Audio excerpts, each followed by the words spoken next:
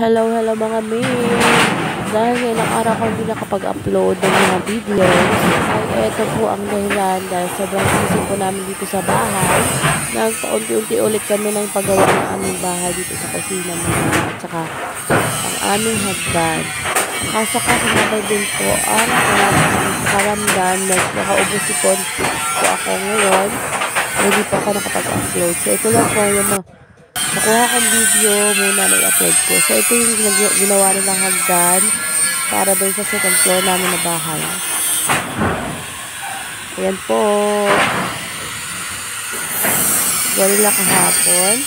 And then, kaya tayo dito sa ating hagdan. At ayan na po, nalagyan na nila ng ano para mabuhusan na po. Ito, bukas. Ayan. Inuna lang muna na yan kasi yan lang muna ang budget namin ngayon. Itong taas ng aming kusina.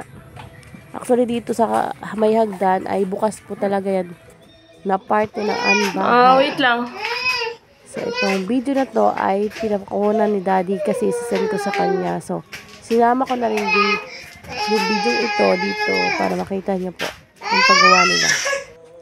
Yan lang muna mga mi. Maraming salamat. God bless inyong lahat. Ako'y po nagpapagaling pa.